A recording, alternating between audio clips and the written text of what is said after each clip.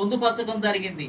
ఇంకా రాజ్యాంగంలో పొందుపరిచిన తర్వాత ఇంకా మళ్ళా ఇంతకుముందు విద్యా ఉద్యోగ రంగాల్లో 50% దాటొద్దు అనే దాన్ని తీసుకొని వచ్చి ఈ స్థానిక సంస్థలకు కూడా వర్తింపజేసి కోర్టులు తీర్పులు ఇవ్వటము అనేది అవగాహన రాహిత్యమే. న్యాయ నిపుణులకు సరైనటువంటి అవగాహన లేకపోవటమే. కాబట్టి దీంట్లో సరైనటువంటి అవగాహన లేకపోవటం వల్ల మొత్తం ఏంటిది అని అంటే మరి అనేక రకాలైనటువంటి తప్పిదాలు జరుగుతున్నటువంటి పరిస్థితి ఉంది. కాబట్టి ఇప్పటికైనా మనం ఖచ్చితంగా ఈ రాష్ట్రంలో ఒక బలమైనటువంటి మార్పులు జరగాల్సినటువంటి సమయం ఆసన్నమైంది. నాకు తెలిసి ఏంటిది అని అంటే ఖచ్చితంగా ఈ రానున్న కాలంలో మరి ఇంకా ఇది అన్నిటి కూడా రాజకీయ ఉద్యమమే బలంగా జరగాల్సినటువంటి అవసరం ఉంది. మిగతా సంఘాల వాళ్ళందరినీ కూడా మనం కూడా తీసుకొని అందరితోటి అవసరమైతే సంఘాల నాయకులతోటి ఒక రౌండ్ టేబుల్ సమావేశం పెట్టి దీన్ని ప్రెస్టేజ్గా కాకుండా ఎవరికి ఏదో అయిపోతుందనేది కాకుండా ఒక మంచి దృక్పథంతో బలంగా ఒక ఉద్యమానికి ముందుకు వెళ్తేనే బాగుంటుందనేది నా ఉద్దేశం. కాబట్టి ఇంకా ఇప్పుడు నేను అనుకుంటా నేపాల్లో ఏ విధంగా రివల్యూషన్ వచ్చిందో, తిరుగుబాటు వచ్చిందో, ఇక భారతదేశంలో ఇక చివరి విప్లవం అదే అనిపిస్తుంది, చివరి ఉద్యమము అదే అనిపిస్తుంది. రోడ్డు మీద అక్కడ కూడా అంతే కదా, నేపాల్లో కూడా అంత వంశపారంపర్యమే, అంత బంధువులే. ఇక్కడ చూస్తున్నాము, కేంద్ర ప్రభుత్వంలో చూస్తున్నాము, అందరూ చుట్టాలు బంధువులు, ఒకటే కులం వాళ్ళు, ఒకటే వర్గం వాళ్ళు. మొత్తం ఏంటంటే నేపాల్లో కూడా అదే పరిస్థితి. కమ్యూనిస్ట్ పార్టీ అధికారంలో ఉన్న కమ్యూనిస్ట్ పార్టీలో కూడా బంధు ప్రీతి, అక్కడ కూడా బ్రాహ్మణులే క్షత్రియులే మొత్తం ప్రధానమంత్రులంతా కూడా. భారతదేశంలో కూడా ప్రధానమంత్రులంతా కూడా మొన్నటి వరకు అంత బ్రాహ్మణులు. మొత్తం ఏంటంటే ఇతర అగ్రకులాలు, ఇక్కడ ముఖ్యమంత్రులాలే, ఎమ్మెల్యేలాలే అన్ని కబ్జా చేశారు మొత్తం. ఇంతకుముందు ఒక మిత్రుడు చెప్పాడు, ఇటువరకు గెలిచిన సీటు కూడా గౌడ అనుకుంటాను, ఇంతకుముందు గెలిచిన సీటు కూడా మళ్ళీ వచ్చే సమయానికి చూస్తే అది మాయమైపోతుంది. కొండ లక్ష్మణ్ బాబుజీ గెలిచిన సీటు మాయమైపోయింది. జగన్నాథరావు నర్సాపూర్ లో గెలిచి డిప్యూటీ సీఎం అయిన సీటు మాయమైపోయింది. మాణిక్యాలరావు గెలిచిన సీటు మాయమైపోయింది. తాండూరులో, మహబూబ్ నగర్ లో ఎంతో మంది ముదిరాజులు, బోయన్ గెలిచిన గట్టు భీముడు, విఠలరావు గెలిచింది, గట్టు భీముడు గెలిచినాయి, అన్ని మాయం. నల్గొండ జిల్లాలో ఇటువరకు గెలిచినాయి, ధర్మభిక్షం గెలిచినాయి. ఒకటి కాదు అన్ని మాయమైపోతుంటే ఇక మనం అంత ఒకటి కాదు ఇక చెప్పుకుంటా పోతే మొత్తం ఏందనంటే అన్ని మాయమైపోయి ఉన్న సీట్లే ఒకవైపు ఏమో మనం అడుగుతూ ఉన్నాము, ఎక్కువ కావాలంటున్నాం. మీరంతా ప్రజాస్వామ్యం లేదంటున్నాము, రెండు కులాలేనా అంటున్నాము, ఒకటే కులమేనా అని ప్రశ్నిస్తున్నాము, బలంగా గర్జిస్తున్నాం.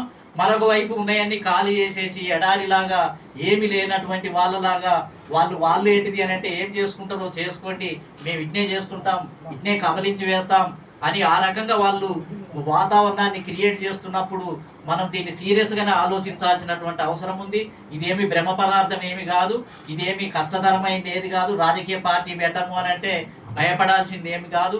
ఉత్తర భారతదేశంలో ఎన్నో పార్టీలు వచ్చాయి. ములాయం సింగ్ నేతృత్వంలో, లాలూ ప్రసాద్, కాన్షీరామ్ గారి నేతృత్వంలో వచ్చి అక్కడ పార్టీలు పెట్టుకున్నారు, గెలుస్తారు, డెమోక్రసీలో గెలిచారు. ఇక్కడ సౌత్ ఇండియాలో కూడా చుట్టూ బీసీలు పరిపాలించే రాష్ట్రాలే ఉన్నాయి. దురదృష్టం ఏంటంటే ఆంధ్రప్రదేశ్, తెలంగాణ రాష్ట్రాలే కొట్టుపోయినటువంటి పరిస్థితి ఉంది. ఇదొక్కటే మనం ఏంటిది అంటే పద్మవ్యూహం లాగా చుట్టూ మొత్తం ఏంటంటే దీన్ని మొత్తం మొత్తం దుర్గం లాగా ఉన్నటువంటి పరిస్థితి ఉంది. మరి దీన్ని మనం ఖచ్చితంగా ఛేదించాల్సినటువంటి సమయం ఆసన్నమైంది.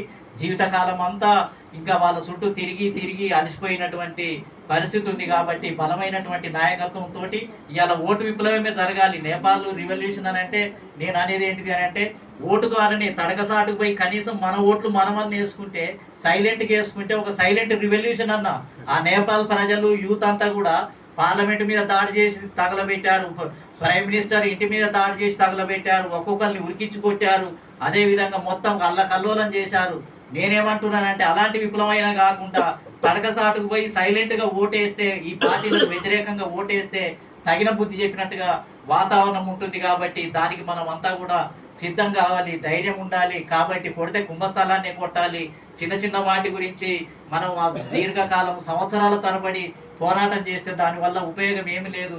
కింది స్థాయి వరకు కూడా బీసీలకు అన్యాయం జరుగుతుంది అనే ఒక వాయిస్ వెళ్ళిపోయింది. దాన్ని ఇప్పుడు మనం ఫుల్ఫిల్ చేయాల్సినటువంటి అవసరం ఉంది. ప్రజల యొక్క లక్ష్యాలను ఏంటిది అని అంటే ప్రజల యొక్క ఆశయాలకు అనుగుణంగా మనం కూడా కొంత ముందుకు రావాలి, ఒక అడుగు ముందుకు వచ్చి మంచి నిర్ణయాలు తీసుకోవాలి. రాజకీయ దృక్పథానికి మనం వెళ్లాల్సినటువంటి అవసరం ఉంది.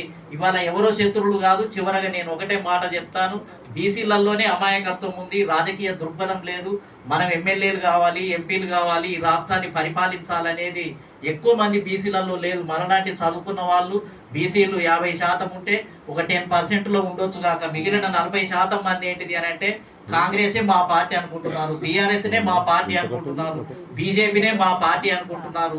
ఇక జీవితకాలం అంతా చచ్చిపోయిన దాకా నేను కాంగ్రెస్లోనే ఉండాలి, కాంగ్రెస్కే ఓటేయాలి. ఆ బీఆర్ఎస్ కు ఒకసారి ఓటేస్తే ఇక చచ్చిపోయేంత వరకు కూడా ఏంటిది అని అంటే బీఆర్ఎస్కే ఓటేయాలి. బీజేపీకి మొదట చేరితే ఇక బీజేపీకే ఓటేయాలి, దాన్నే గెలిపించాలి, చచ్చిపోయేంత దాకా దాంట్లోనే ఉండాలి అనే ఒక కఠినమైనటువంటి అభిప్రాయాలు కూడా మన బీసీ సమాజంలో ఉన్నాయి. కాబట్టి ఇవాళ మనం లిబరేట్ చేయాల్సింది బీసీ సమాజాన్నే లిబరేట్ చేయాలి. వాళ్ళలో ఉన్న అమాయకత్వాన్ని మనం పోగొట్టాలి, వాళ్ళలో ఒక బలమైన కదలికని మనం తీసుకురావాల్సినటువంటి అవసరం ఉంది. ఇలా మారాల్సింది రెడ్డి కాదు, కమ్మ కాదు, వెలమలు కాదు, మారాల్సింది బీసీ సమాజమే. బీసీ సమాజాన్నే ఇవాళ లిబరేట్ చేయడానికి మనం అందరం కూడా గ్రామాలలోకి వెళ్ళి, జిల్లాలలోకి వెళ్ళి, ఇప్పుడు అన్ని ఉద్యమాలు అయిపోయినాయి. తెలంగాణ ఉద్యమం అయిపోయింది, కమ్యూనిస్టు సాయుధ పోరాటం అయిపోయింది, తెలుగు ప్రజల ఆత్మగౌరవం పేరుతో ఎన్టీ రామారావు అధికారంలోకి వచ్చి వాళ్ళ అధికారంలోకి వచ్చారు, కమ్మ సామాజిక వర్గం. మిగిలిందల్లా మన ఏజెండానే, బీసీలు ముఖ్యమంత్రి కావాలి అనే ఏజెండానే మిగిలింది. ఆ ఏజెండా కోసం మనం ఇవాళ ఏంటిదనంటే గ్రామాలకు తరలించబడాలి.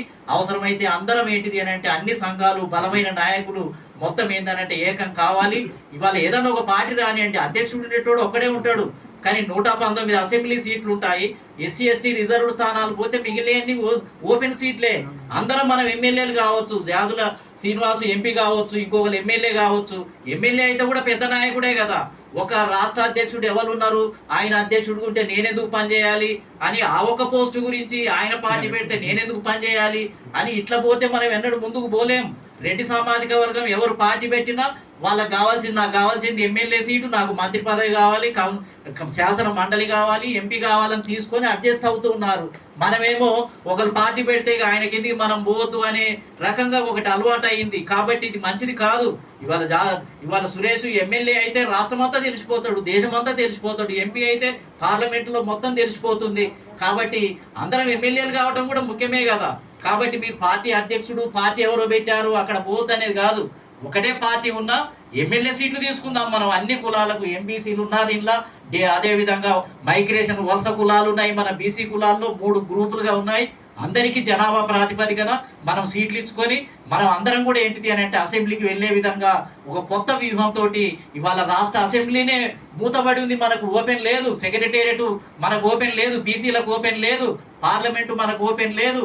ఇవన్నీ ఇంకా ఓపెన్ గా రంగాలే మనకి ఇవన్నీ కూడా. కాబట్టి వీటిని ఓపెన్ చేయాల్సినటువంటి బాధ్యత, కర్తవ్యం, లక్ష్యం మన మీద ఉంది అని చెప్పి తెలియజేస్తూ మరి నాకు ఈ అవకాశం ఇచ్చిన మీ అందరికి కూడా కృతజ్ఞత తెలియజేస్తూ సెలవు తీసుకుంటున్నాను. జై పూలే, జై భీమ్, జై భారత్.